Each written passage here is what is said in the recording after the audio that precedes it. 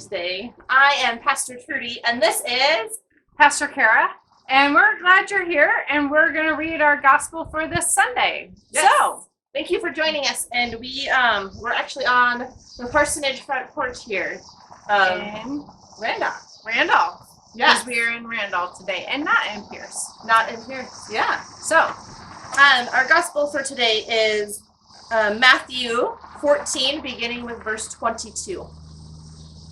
Immediately, Jesus made the disciples get into the boat and go on ahead to the other side while he dismissed the crowds. And after he dismissed the crowds, he went up the mountain by himself to pray. When evening came, he was there alone. But by this time, the boat, battered by the waves, was far from the land, for the wind was against them. And early in the morning, he came walking towards them on the sea. But when the disciples saw him walking on the sea, they were terrified, saying, "It is a ghost!" And they cried out in fear. But immediately Jesus spoke to them and said, "Take heart, it is I, do not be afraid." Lord, if it is you, Peter replied, "tell me to come to you on the water." "Come," he said. Then Peter got down out of the boat, walked on the water, and came to Jesus. But when he saw the wind, he was afraid and began to sink, crying out, "Lord, save me." Immediately Jesus reached out his hand and caught him. "You of little faith," he said, "why did you doubt?" And when they climbed into the boat, the wind died down. Then those who were in the boat worshipped him, saying, "Truly you are the Son of God." Yeah. Praise be to Christ. Amen. Amen. So, Kara. I love this question. I know what's coming. You know what's coming? I do. What caught your attention or imagination? A couple of things caught my imagination or attention in this text. One is we hear about fear 3 times. You've got the disciples who are afraid as Jesus is walking towards them. You have Peter who notices the raging winds and is afraid. And there's one more. Jesus says, "Do not be afraid." And Jesus says, "Do not be afraid." And so when we talk about fear, I think in our culture, fear is one of those really weird things to talk about. We have a lot of different descriptions of what fear is. If you are like myself and suffer from anxiety, that's a type of fear and worry that in essence is all-consuming. And you struggle to be able to get out of that cycle.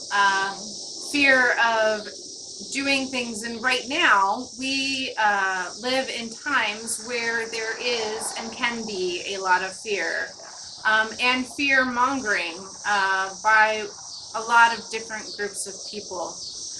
Fear is a way in which some people use to control others, and so I think it's really important that when we have a text that talks about fear and what God is talking about in the midst of that fear, that we address it. And so that was one of the things that really stood out to me this week. Trudy. Well, and in Matthew's gospel, Jesus is always saying, "Do not be afraid." Right. I mean, it happens in the very beginning, every time the Spirit comes, or any time. Yeah, thinking of Luke. I'm sorry. Do you like how I catch myself in the middle of that? So I was going to say angels. That's Luke. Yeah. Just kidding. We do have a number of points in all of the Gospels that talk about not being afraid. And what often strikes my attention in that is what does God mean when he says, "do not be afraid"? Because that's different than when we read the Lutheran Catechism and Luther says we are to fear and love the Lord. And there's a word called nuance there, right? But it's also, what is your definition and how does that work as we are talking about what it means to be a disciple? It reminds me of our text from last week where Jesus is talking to the disciples, and the disciples are like, "Wait, we only have 5 loaves of bread and 2 fish." And Jesus is like, "No, give me all of what you have left.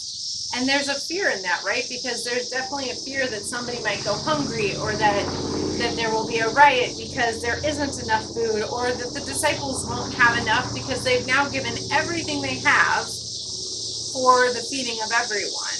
Yeah. And that's the same with Peter. Peter says, I'm going to come out there, and he gets afraid. And because Jesus is asking him to do something that is hard. There is still a storm raging, and Jesus doesn't stop the storm to have Peter come out to him, Right. which is big too, right? Like, it's not like Peter's walking on calm water. No. He has a reason to be afraid. Well, and the water doesn't become calm until after Jesus crawls into the boat. Right. So even as he's reaching down to lift him up, The storm is still raging. right. So that's what caught my attention. How about you? What caught your attention this week?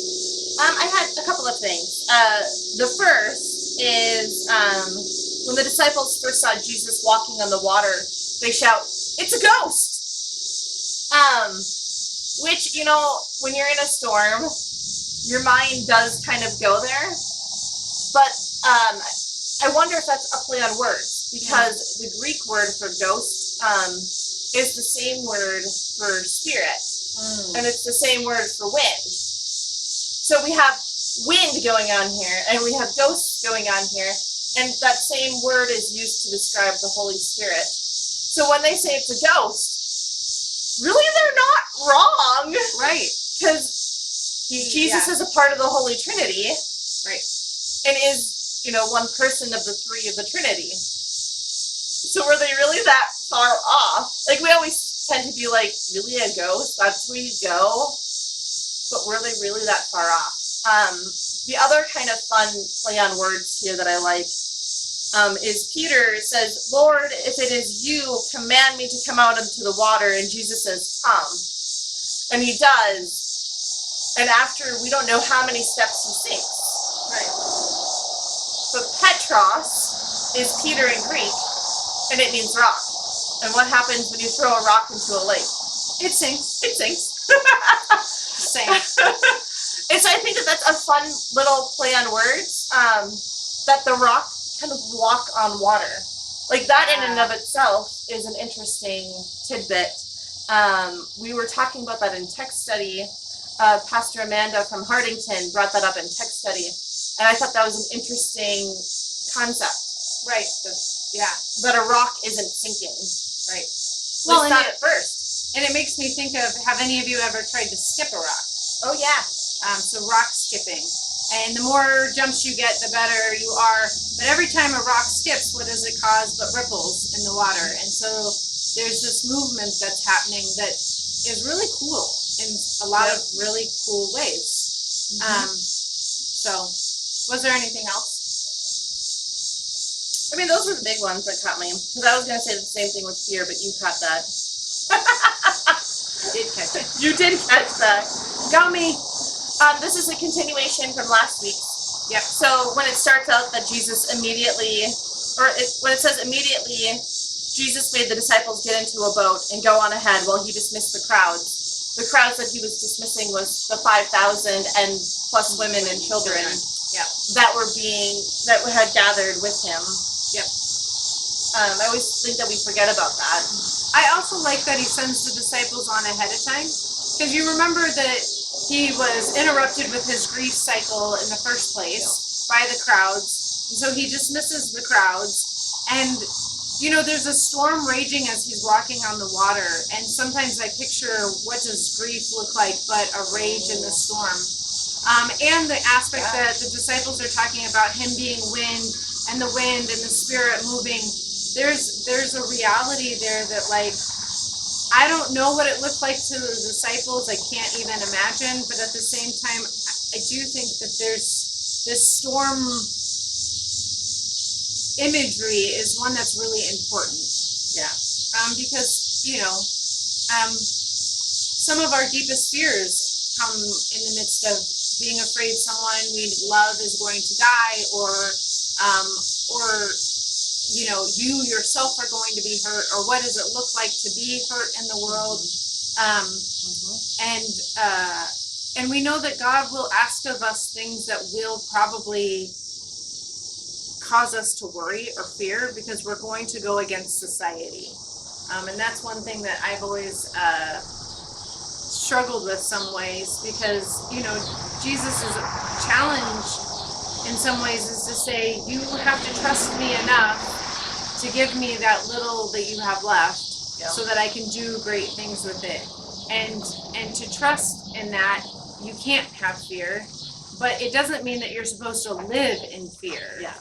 And that's hard too, because, like today, we often ask the question, or I've heard fear described a lot right now, in ways of like being afraid of getting sick, especially of COVID, or being afraid of walking out on your front porch, or just being afraid to be in the world with people. And there's a difference between living in fear and doing something because you love other people. Like, I choose to be in the world to love people. And so for myself, I wear a mask, not because I'm afraid of getting sick, but because I want to love others. And in loving others, I want to keep my germs from them. Yep. And it doesn't control the way I live my life. I am living a really full, loving life. And that mask is not a way in which to have it control who I am. Right. I'm able to live more fully because I feel like I'm living into the calling of loving those around me. Right. Yeah. So if we were going to pose some questions, what questions would we ask this week?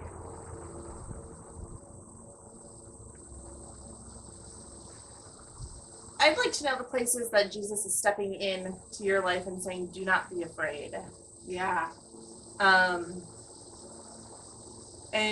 where are your places of doubt that Jesus has stepped into and brought clarity? Because I think it's okay to doubt, because we always put a bad thing on doubt, especially since, what Jesus tells Thomas, why do you doubt? Right. You have little faith. Why do you doubt? It becomes this negative image is doubting. But I don't think it is. I think doubt is I always say that it's, two sides of the same coin. Yeah. Sometimes we need doubt in order to have faith because that doubt drives us to faith. So what doubts do we have that God is working in and through to bring faith? Yeah. I like those. Those sound good. Your doubt question causes me to think about why does Jesus ask why? And so maybe this week think about why does Jesus ask why do you doubt? Because I kind of think that he's trying to get you to think about it, right? Yeah. The more you think about it, the deeper you delve. And so just like Trudy said, doubt is the opposite side of the coin. It helps you to go deeper so that you find those deeper questions and you think about it more fully. I think the only question I would ask this week is to clarify, what does fear even mean for you? Yeah. Is fear worry? Is fear a thing that drives you not to do something? Is fear a way in which you operate in the world? So how does fear look, and what does that look like for you? Because for me, when God says do not be afraid, it's always in reference to us doing something for the kingdom. It's not just don't be afraid and do whatever you want. No. It's don't be afraid to do what God is calling you to do so that you can be a part of the world and change it. Yes. And I want to be clear about that. So we are thankful you joined us. Again, I encourage you to please write a comment or put something in the comment section so that we know that you're listening. And we're just happy you have joined us again for another Theology Thursday. Yeah, thank you guys. We'll see you next week. Hopefully. Bye.